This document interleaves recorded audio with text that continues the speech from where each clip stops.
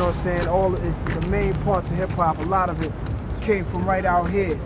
And this is where I'm from here. I'm just representing the new generation, you know what I'm saying?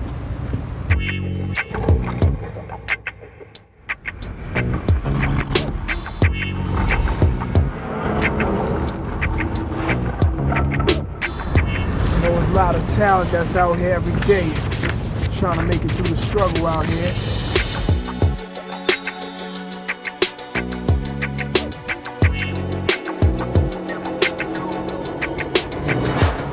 Do I consider myself a role model?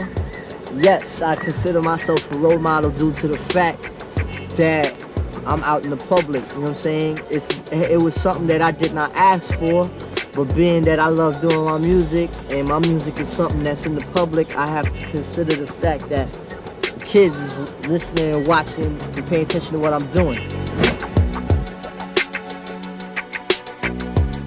What were some of the activities you'd be doing if you were in the rap game?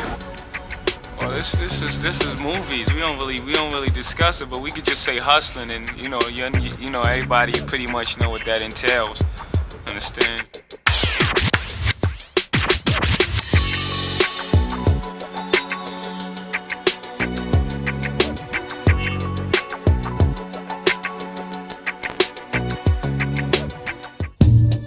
During a time when NWA and other gangster rap groups were beginning to garner the most attention, the Native Tongues also proved to have a sizable following.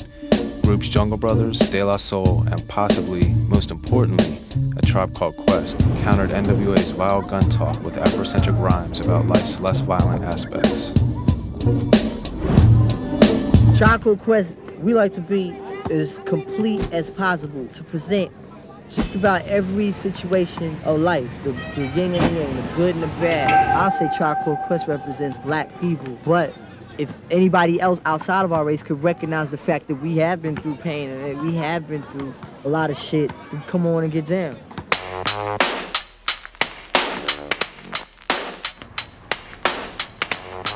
Paul Stewart, the man who launched the careers of Montel Jordan and LV, feels Q-Tip and A Tribe Called Quest help hip-hop expand. Q-Tip is really important. He was one of the very early conscious style rappers that was infusing like jazz music and making a style of hip-hop that was more relatable to a different audience. You know, it's kind of a more intellectual style of hip-hop, and you know, it did a lot for reaching out. Tribe Called Quest was on Lollapalooza early, and they were one of the rap groups that helped cross over to like a college audience, an alternative audience.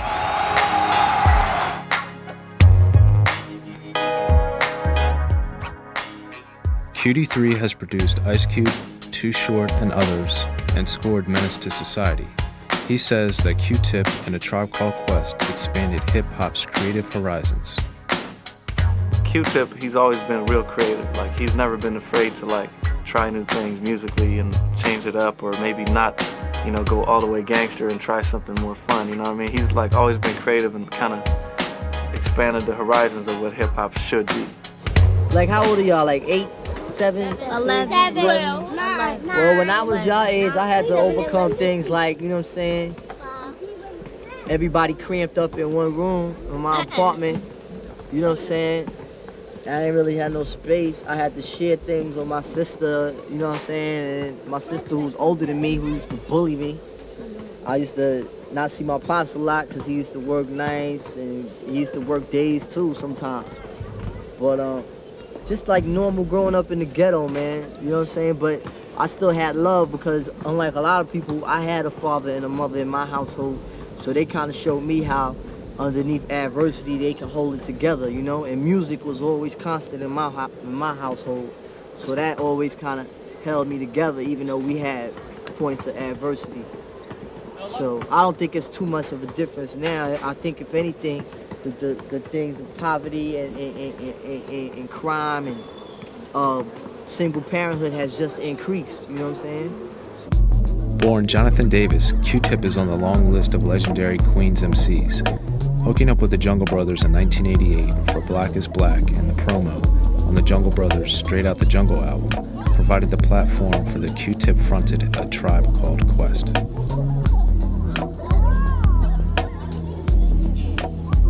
Y'all listen to me, man? Yeah. My mom and dad sometimes, you know what I'm saying, they would get on a fella nerves, you know, when I wanted to do things that I wanted to do. But now that I look back and see how they raised me, I saw that they was right. Y'all may not understand it right now, but when y'all get older, y'all gonna see what I mean. Your mom and dad, man, those are definite role models, I think. Y'all look up to your mom and dad? Yeah. Oh boy, I heard a no. Yup. Me. You don't look up to your mom and dad? Well, you know, you have, you know, some cases like that. This is all reality. Some kids don't, for whatever reason. I ain't gonna get into that young man's reason why, but most of the kids say, yeah, they look up to them, and that's important. Q-Tip is one of the pioneers to me. You know what I mean? He's a good producer and rapper. One of the things that people appreciate about Q-Tip is the fact that he stuck with his niche that he created for himself in Native Tongue and all that, you know, with the Jungle Brothers and Latifah and all them. No matter what was going on, like it could have been like NWA and all that stuff, and he never really got into it. He never really even swayed in that direction. He stuck with what he was doing, and I think that's one of the reasons why he's still here. Had he changed, people probably would have looked at him like, okay, well, last week you were doing this, and this week you're doing this, you know what I mean? And I think a lot of rappers have fell by the wayside because of that. Even though other conscious artists such as Public Enemy, Boogie Down Productions, Queen Latifah, Poor Righteous Teachers, and X-Clan held their own in the early 90s, they were upseated by a bevy of gangster rap groups that started selling millions of albums and enjoying considerable mainstream media attention. You know, one of the things that I think helped Tribe Called Quest remain an important entity in the hip-hop world, even though styles were changing, was that they branched out and did other things. Q-Tip produced for other people. He produced for Nas on Illmatic.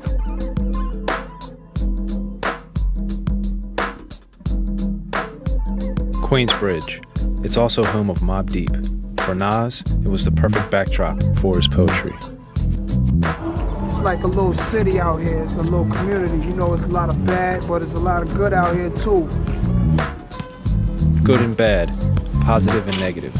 Those qualities fill Nas's work. We're hearing the music from artists that come out here. We express the pain, the love, and all of that coming from this community. That's why Queensbridge may be rap's most famous locale. So that's what our music manifests, just the life out here in Queensbridge and just being a part of music, you know what I'm saying?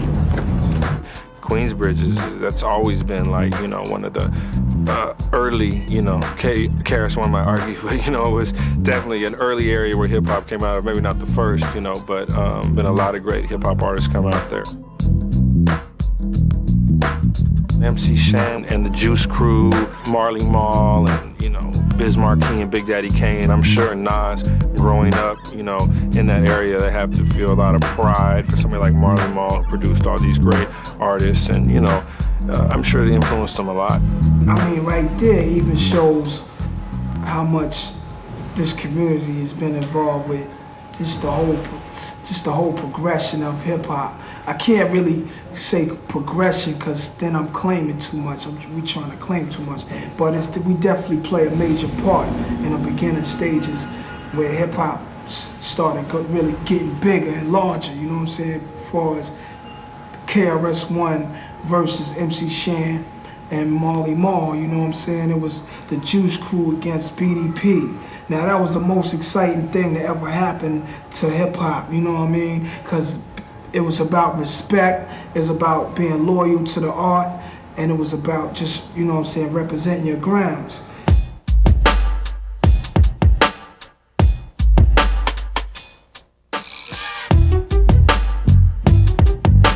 Violet Brown, rap buyer for the West Coast-based Warehouse Records chain, believes Q-Tip added a different perspective to rap. Q-Tip and Jay-Z came up listening to Battle Records. When they were growing up and getting influenced and getting involved with rap and first hearing rap, Battle Records were the thing.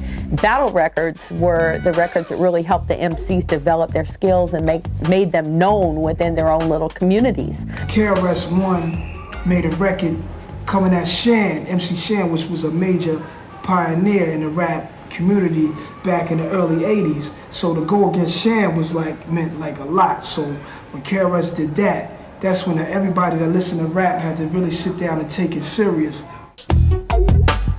When somebody disses somebody else on a record, you know, it's always of a lot of interest to fans, and you know, people are kind of representing for their different neighborhoods. KRS One's from Bronx, and you know, Shan and Juice Crew, they're from Queens, and then they start dissing each other on records, and you know, people are excited. One, they want to see who's gonna come, what they're gonna come back with. You know, Shan disses KRS One. Oh, what's KRS One gonna come back with?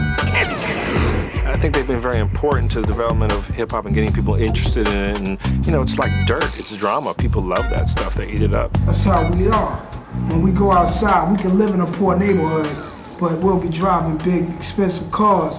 Why? Because the lazy lifestyle, you know what I'm saying? Not just like the mafia, they kind of like lazy. They want things done the fast way. So do most poor people, you know what I'm saying? Every human wants to live good, you know what I mean? Whether it be materialistic or whatever. We all live in a poor neighborhood, but who's making the best out of it? Who's making the worst? Who's making the best out of nothing? You know what I'm saying? We dealing with nothing. So we trying to come up out of it, and we brag and boast amongst our peers to kind of like keep them going. You know what I mean? We say, yo, I got on a nigga talk about he got on a Rolex watch and all this shit. Now, without finishing school, going to college, or just starting a business or something, you want to wonder how you get that Rolex watch. And that's the part of it. That's the mystique that leads you to want to be where he's at, you know what I mean?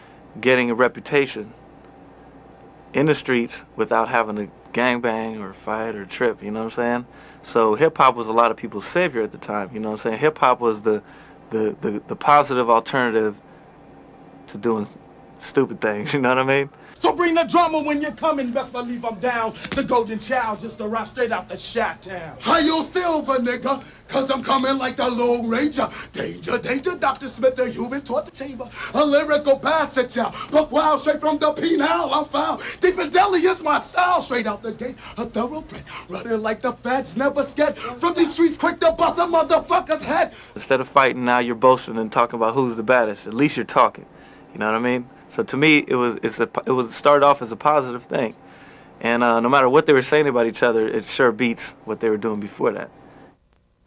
Marley Marl, he the one that just put Eric B and Rakim out, you know what I'm saying? He's the one that made Kool G Raps, MC Shan, Biz Markie, Big Daddy Kane, you know what I'm saying? All of those names right there just did so much for rap, and what they brought across to us was something new. So that's the heritage of Queensbridge, and we the future, you know what I'm saying? Olu Daru, Nas's father, is an accomplished jazz artist who appeared on Illmatic's Life's a Bitch. Nas's father gave him his first lessons in the studio. My first times in this recording studio, because my pops played jazz, so I was in there with him like a while ago just watching. But I made my own moves when I met this kid named Large Professor from Flushing in Queens, you know. And he was doing beats for Eric B and Rakim and Kool G Rap and guys like that. That was a while ago. I must have been like 15, 16. He used to get me in the studio while he was working with them and get me to record songs and stuff like that. I never got a chance to get those songs on wax. I'm kind of happy I didn't, because I needed time to mature and really focus on how I wanted to be looked at as a rap singer. From day one, I always wanted to voice my opinion somewhere, and that's where it starts, you know what I'm saying? Your hunger to be known, you know what I'm saying? First time you hear your shit on the radio, it's like you want to just grab everybody that's around you. It's like, yo, that's me. The first time I heard myself on the radio was with Large Professor. This joint called Live at the Barbecue. We did like a 90, 91 type. It came, it was on the radio. I was grabbing niggas like, yo, that's me, you know what I'm saying? One of the things about, you know, hip hop is the way that artists can help bring up other artists. When Wild Pitch was a underground hip hop label that meant something, they had a group out Main Source, and there was a song called Live at the Barbecue. And on that record, Nas raps, and that's his first appearance. You know, that was something that Search had hooked up. And Search had Nas signed to his production company and was involved in putting him out, and those were his friends, so he got him on that record. When people heard that record, they were like, who's this kid on Live at the Barbecue? And Akinelli was on there, and everybody on there ended up getting deals from there. So there was a lot of anticipation about who are these MCs, you know. So if you give someone a little bit of light and they shine, you know, that's their opportunity. That was a record that was an underground hit that people just loved. And that's where people first began to recognize Nas. And after that record came out, people were asking for Nas. After appearing on songs with Main Source and MC Search, as well as his song Halftime for the Zebrahead soundtrack, the stage was set for Nas to become one of rap's best artists. And with his debut album Illmatic, he didn't disappoint.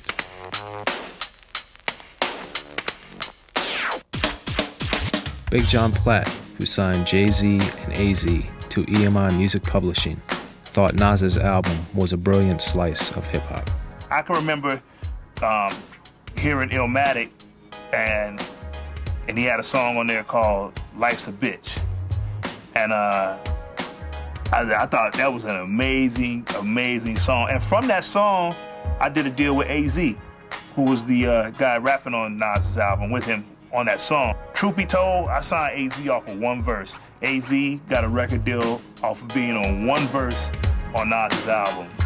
Despite tremendous critical praise, Illmatic was not a commercial hit, selling fewer than 500,000 copies. I think Illmatic was just too gritty or too grimy of a record to cross over. You know, it was for the heads, it was for the b-boys. You know, that was I think it'll sell as a catalog item forever. You know, young kids discover, you know, hip-hop, hardcore hip-hop or whatever, but it's never going to be the MTV flashy suits video type of thing. It's a street album. Nas used more commercially appealing music and a string of big-budget music videos to propel himself to 2 million album sales with his second album, It Was Written. His next record was a huge record, and I think that the radio airplay that he got brought him to that 2 million point double platinum. Rap was changing at that point, and a lot of people were starting to use choruses and different types of production.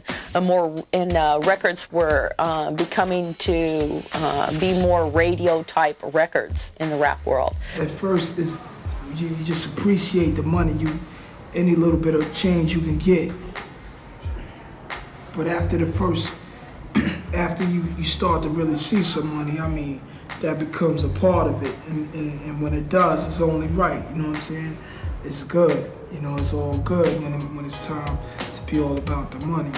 I think he or the label, somebody, Steve Stout, whatever, made some very important strategic moves, whether it be putting him with Trackmasters, doing the song with Lauryn Hill, whatever the case may be. But when I heard If I Ruled the World, even though it was Lauryn singing on, I never considered that a sellout record.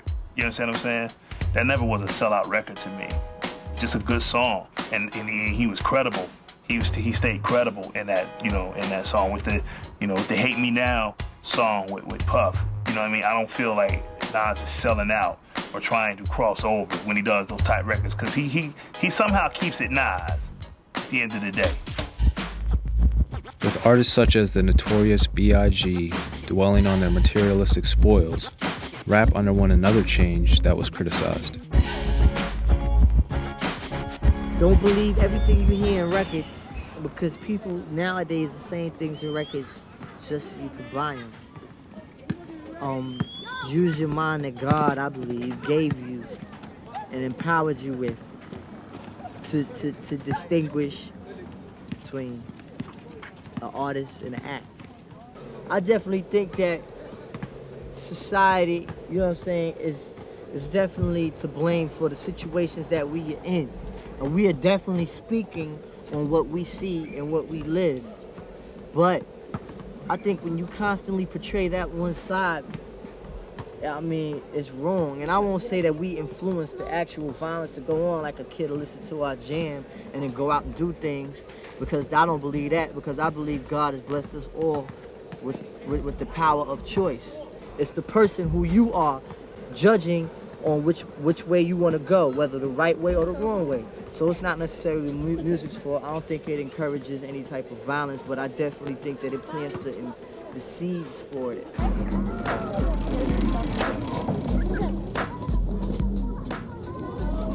Hero shit is just dead. We need to look at the heroism, the heroism and the heroism in ourselves, within ourselves. We need to find a hero within ourselves, man. And stop always looking at everybody else for that shit because they on MTV or the box or on the movie screen or on the radio. You can respect the next man, and you give him that when he do good. But at the same time, when he do wrong, take him aside and talk to him, man. Everybody act like piranha and shit out here, man. And it gets real sickening and tiring that these kids is out here lying to each other. Niggas is selling their souls on the daily, man. The money is good, niggas is getting millions of dollars, so niggas gonna say, fuck it, I'm gonna play this gangster roll out to the fullest. Ain't shit sweet here. Nigga, there's been sweet points in your life. Don't paint that picture. I don't care who you are. If y'all niggas playing all that hardcore shit, stop it, because y'all niggas have kissed your mama before, man. Y'all niggas have been in vulnerable states where y'all niggas have cried. Because ain't none of y'all niggas out there Iron Men. You know what I'm saying? And if you say that, you're lying. Still, the time was prime for a gangster rapper with superior wordplay and deep pockets. His name was Jay-Z. With rhyming friend The Jazz, Jay-Z made several notable, memorable, and landmark records in the late 80s and early 90s. Hawaiian Sophie and the Originators showcased Jay-Z's far-reaching talents. On Hawaiian Sophie, Jay-Z helped Jazz tell a humorous story of a fine female with an enormous boyfriend. Yet the Originators may have been the pair's finest moment, flaunting the rapid-fire, tongue-twisting style that Twista, Bone Thugs-n-Harmony, Crucial Conflict, and Do or Die would later popularize. Jazz and Jay-Z dropped a lyrical hurricane with the Originators, but that was only the beginning for hip-hop's reigning master. Well, this is the old building right here, you know what I'm saying? And basically this where it all went down.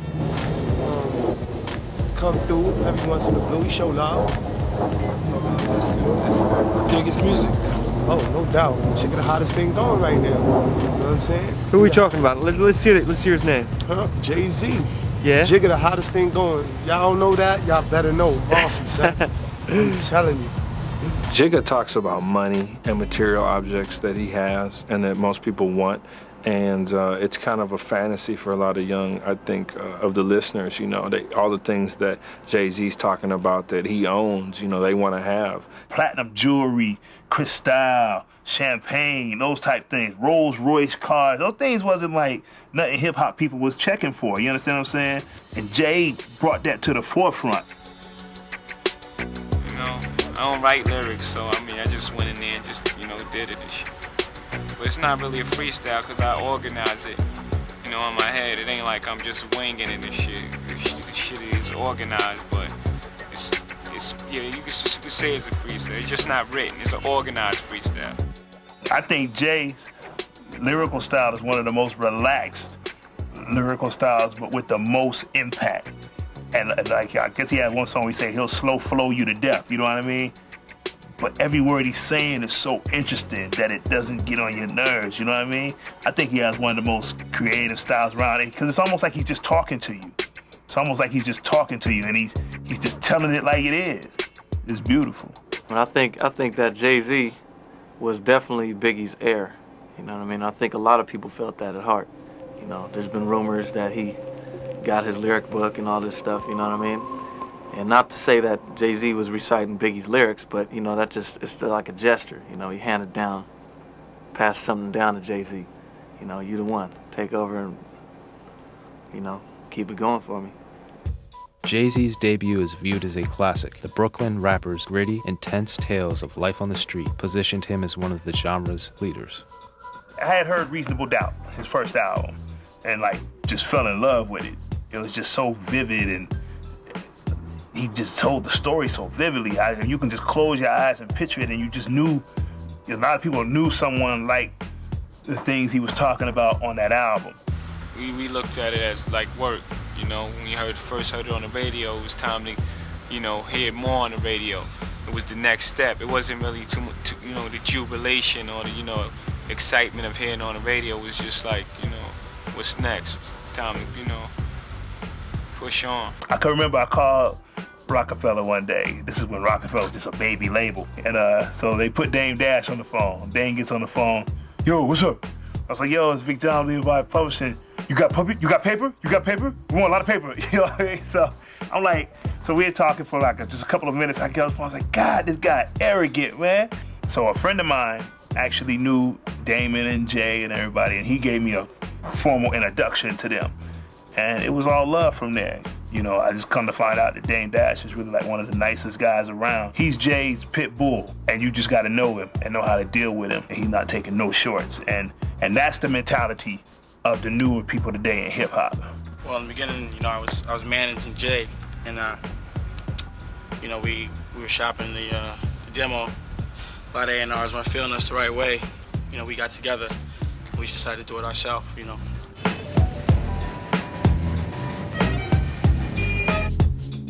A&R stands for Artists and Repertoire. A&Rs work for the record companies, searching for talent, signing the talent, and then grooming the talent for stardom. But they don't always get it. I can't give you an honest answer why A&R people missed out on Jay. All I can say is that you have some people in situations like that that are scared of anything new. You know what I'm saying? So if you're not fitting the assembly line, a lot of companies and a lot of people that are in those positions are scared of it. They don't really know they have a groundbreaking artist in their presence. We like to do things when we want to do it, you know, in our own time, or, you know, when it's spontaneous for us. And that's the only way we can be done, you know, the right way, promoting the music from the streets, from the street up. To Jay and Damon and Big's credit is in the true spirit of a champion, you don't take no for an answer, and you always believe in yourself, regardless of what an A&R person or the president of this company tells you or the president of that company tells you. It's like, if you really believe in it, you do it yourself. Then when you come to the label at that point, because the label's gonna step to you when you start doing it on your own.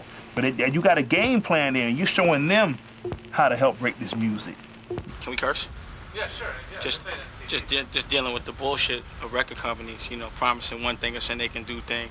And another thing, it's hard to take orders or let someone try to talk down to you when in the street they couldn't really tell you anything, you know. And just how to tell you what you should say in your music and how to market your music.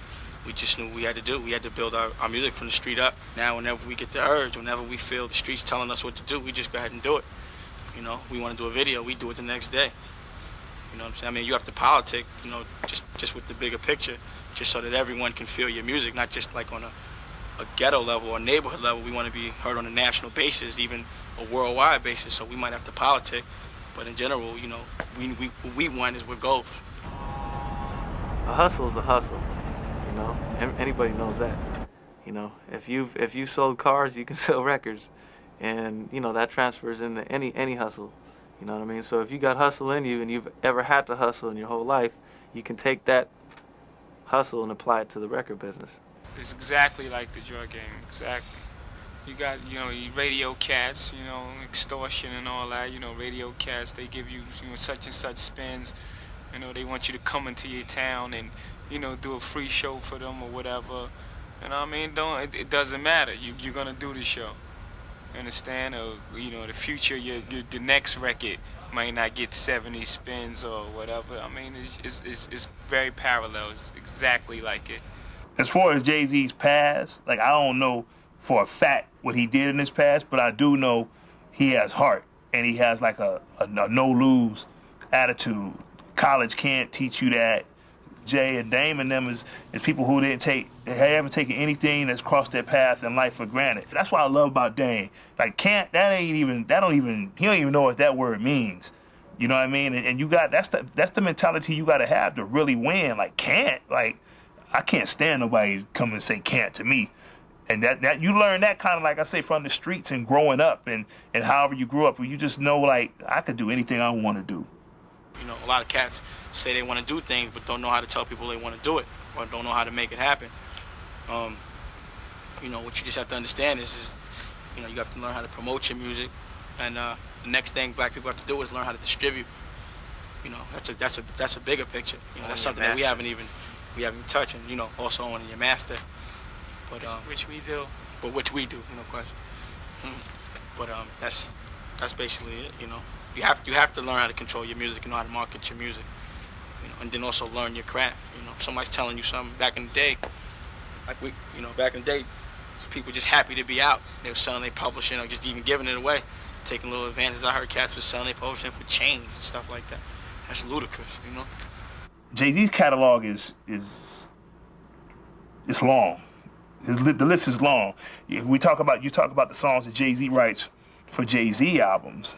Then you talk about the songs Jay-Z writes for Foxy Brown albums. Talk about a co-write he had on Lil' Kim album. Talk about him guest appearing on Biggie's album and everyone else's album. Talk about him writing songs on Puff's album. You know what I mean? It's this guy really understands what publishing is now and how to make the most out of it. He's helped up the ante in the rap business because of the amount of records that he's able to sell. You know, it's like rap, you have to take it seriously. You know, he crushed people on the charts last year. You know, he's crushing Celine Dion type artists and Titanic. His last album, Volume 2, Hard Knock Life, is like over 5 million right now in sales, and the album before that was over 1 million. So it just shows you like his growth. And then he's got a new album coming in '99. That's another few million right there. So at the end of the day, you're gonna talk about a guy who may, in the last 2 or 3 years, is gonna, you know, sell like 10 million albums. That's a big impact on hip hop.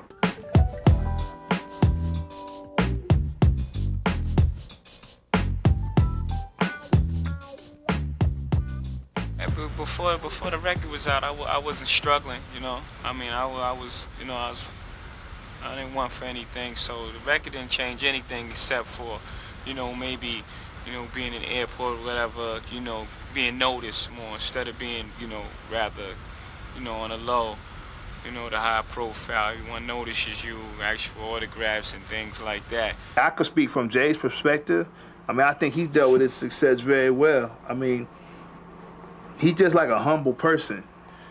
You know what I mean? He's real, like, level-headed. And I actually, you know what? I don't really know Q-Tip personally, but I picture him to be that way. And Nas, I've met him a couple of times just through AZ and so on and so forth. And these are all, like, very successful guys. But, like, if you ain't know them, you probably wouldn't think they'd be nothing like that personally when you meet them on a personal level. They just so cool and humble and respectful. But there's still an immense pressure that comes with being a rap star. Both men and women approach artists constantly, wanting to get hooked up and or spend time with the star. Groupies are out of control for rap artists. I mean, they're just, you know, there's a whole groupie culture. You know, I mean, they are waiting in the hotel lobby, backstage, you know, outside the bus. You know, it's, you know, the women. You know, a lot of women, they just want to say they were with a famous rapper. I'm sure you ask IBM exec, they got groupies, you know what I mean? But yeah, it's definitely some groupies in hip hop, no doubt. Yeah, groupies. Shit, you know what I'm saying? See, I'm just a person that stays the same regardless. If I ain't been knowing you, when you come around, you're gonna notice that I ain't gonna try to get to know you, you know what I'm saying? You gotta use the people that wanna use you. You know what I'm saying? They must be offering you something if they trying to get something from you. So you gotta use them to your best, you know what I'm saying? Despite these pressures, rap presents a tremendous opportunity for people to improve their own standard of living and explore their creative inklings. When they took away the musical instruments from the music programs, you know, what might be a John Coltrane ends up being a DJ Premier. You know, he starts playing on a turntable because there's no saxophones or trumpets around for him to learn on. So, you know, Nas might be the next extension. I'm not a big drug dealer with 25 years on my head. I sing rap records and I can make my bread, you know what I'm saying? I'm not a doctor or lawyer, but I'm 21 with a start, you know what I mean, a good start. I could be a doctor or lawyer. Rap music is a perfect escape for a young black, you know, dude who's growing up in the ghetto, you know. most people, when they grow up, they have avenues to, you know, explore their little entrepreneurial, the spirit inside them, you know? We don't have, like, you know, poppers with big companies and, you know, such things like that. So we have to vent, you know, into other activities, you know what I mean? Hustling and so forth. So, you know, cats probably be getting down with some real deep hustling if it wasn't for rap. The reality is, man, is that we don't see the other options because the options that are really there for us are being hidden, man. All we hear is just this one constant side to life, man. The best general of a war is the general who doesn't have to use any manpower or any physical effort with their enemy destroying themselves. And that's what we doing. We their enemy and we destroying ourselves. And the general sitting back with a cigar in Bolivia with all the champagnes and the material gains of life and the gold and all this, and he's chilling while we here dying, you know what I'm saying? Here it is, we shooting this piece, it's August. I lost 5 people in the past 4 months. Indeed, Nas is among those who lost one of his better friends to the streets. Will was my right hand man since I moved here, you know. So, I mean, we grew up since right here, just playing around in the hallway, running around all day.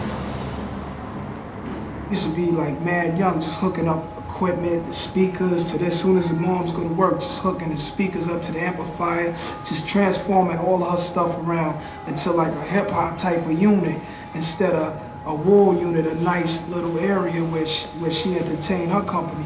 He transformed it into our type of thing, you know what I'm saying? And he was like, you know, like that person that was all about the truth, you know what I'm saying? Just no matter what, you know what I'm saying? One day, this bitch had set him up because she you know, some stupid shit happened, some real petty shit, you know what I'm saying? So this bitch set him up, and she got her family to come shoot him in the back, some pussy shit, you know what I'm saying? Because they shot him in the back and they shot my brother in the leg, you know, as he was trying to get away and all that shit. But what I'm trying to do now is just put my music out through Ill Will Records, you know what I'm saying? Which should be distributed by Columbia Records, you know what I'm saying? And it's just gonna be like me just fulfilling the dream that we all had, you know what I'm saying? That made me feel like I'm here to serve a purpose now, to just represent for him and just show what we was all about and just to keep the dream alive that we always had, you know what I mean? I could have been there because it was where it happened. That was a place where we stayed right there, you know what I'm saying? I just wasn't there at the moment, you know what I'm saying? When the firing came and shit, you know what I'm saying? But now, I'm here for a reason, you know what I'm saying? I'm here for a cause. You know what I'm saying, to make shit happen, and he's gonna live on through me, and that's how we're gonna make the cipher complete. Losing people. That's why family is so important to these artists. They understand that it's rare to find someone who cares for you. For Nas, his mother was his best friend. My mom's raised me, you know what I'm saying, right in here. Yeah, my mother's the closest one to me. And she gave me everything I always wanted, you know what I'm saying? Christmas time, I had it all when my friends didn't. It was time for clothes, it was time for school shopping. She just gave me everything that was a style. She made sure I had it, you know what I'm saying? Some things I couldn't get, but the things I did got, I was real happy for, you know what I'm saying? Everything she wanted to do, I think we can now do because of what I do. Because you can live out here, but when you want to chill and relax, can't, you know what I'm saying? So as far as living somewhere different, just starting all over, you know what I mean? It's pretty unrealistic to think that people are going to be the same after they've had the success, maybe traveled the world, and you're going to be a different person. You have all that money, and you're just not living the same life you were before. You know, I think what's important is, like I said, to try to remember, you know, to represent for your community, support it. You know, where I'm from out here, this is home. This is like this is where it's at, you know what I'm saying? This is where I learned tricks of the trades at, you know what I mean? Living out here did better for me than I think living anywhere else could have did, you know? It's not safe in the community after you made some money, man. I mean, you'd be crazy to try to live there. I mean, I don't think you should sell out in your mentality, but I mean, there's some realities of life, you know? I mean, if you live around people that don't have anything and you have a whole lot, they're gonna want yours. It's just not safe. How could you sell out? I mean, what you're trying to do is make your situation better. So, and going in other avenues, just making more people know what you're doing. So there's no such thing as selling out, you know? Or at least if someone says it's selling out, then I know they're not about no money. That's not real. What's real is making yourself bigger and making your situation better. You know, someone to say like, yo, I'm gonna get money and stay in the projects, that's kind of dumb. It's up to that person, to each his own. Some can't handle it staying out in their neighborhood, you know what I'm saying? So they need to get away and they deserve it. But, you know what I'm saying, a lot of people is looked at as weak by doing that, you know what I'm saying? Because you feel better about yourself if just because things change for the better for you, you gotta keep it strong, you know what I'm saying? And with gun talk dominating many rap songs, it's no surprise that fans feel the need to carry heat.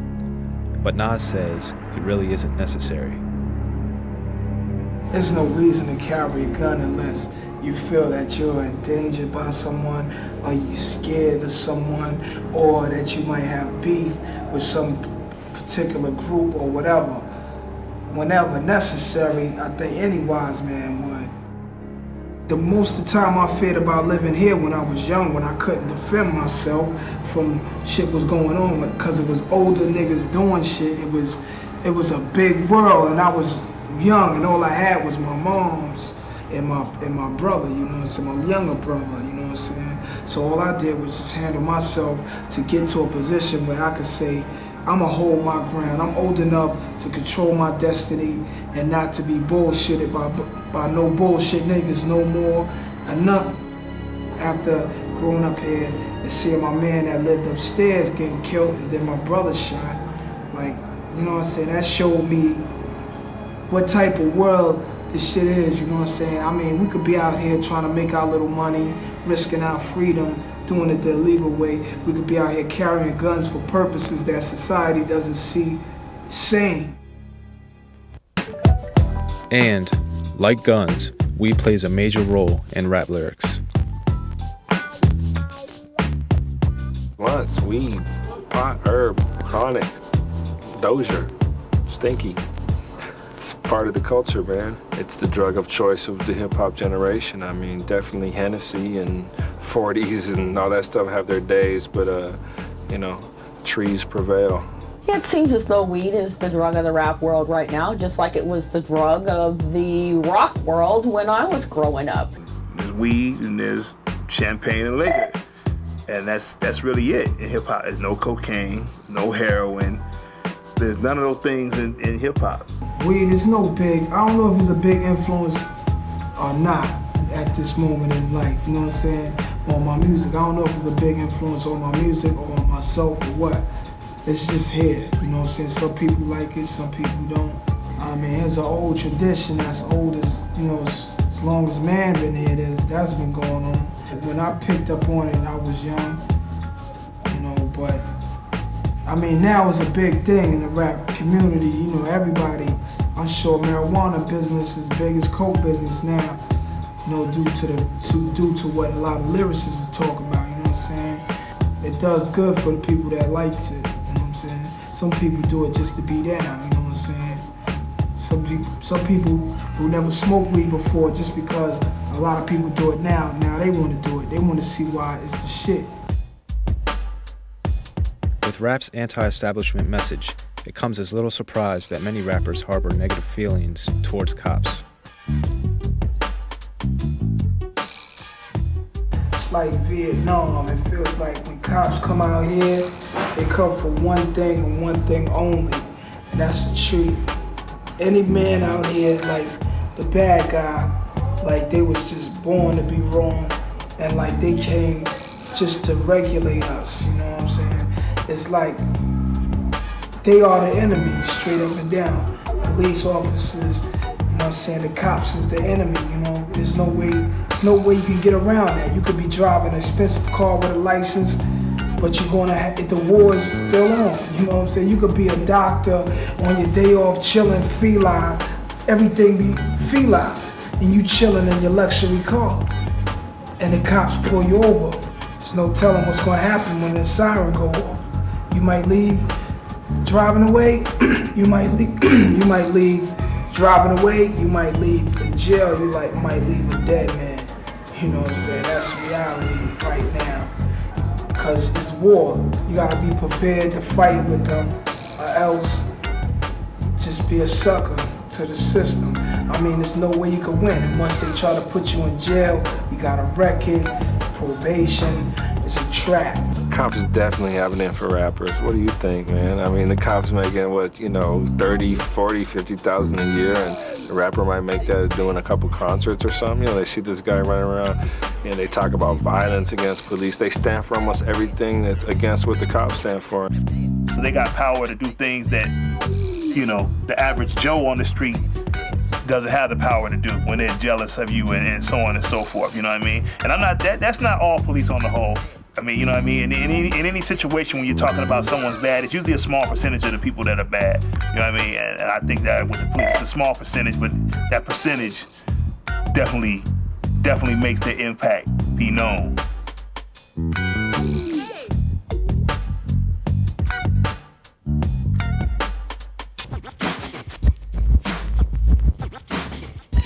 To date, Nas has sold about 4.9 million records. Q-Tip is at about 4.5 million records overall with all the Tribe records. He just had a record release that's doing really well, the Amplified record. Jay-Z, total is about 7.3 to date, but he has a record coming out in a couple of weeks. Coming out at the time of year it is, at Christmas, it's likely to scan close to 1 million records. Hip-hop now rests as the most influential creative movement to emerge in the last 20 years, and there's little sign it will slow down. There's a lot of things that's going on that they don't want to address, that gets addressed in the music, comes to the forefront, and, the kids have to hear it. I mean, but it's out there. And, they'd rather close their doors and drive off and, pretend it doesn't exist, but it's very real. I moved out to the suburbs 2 years ago, and it's like predominantly white and Asian and Indian where I live. And every single kid in my street wears hip-hop clothing, you know what I'm saying? Hip-hop has come so far, it's mind-boggling.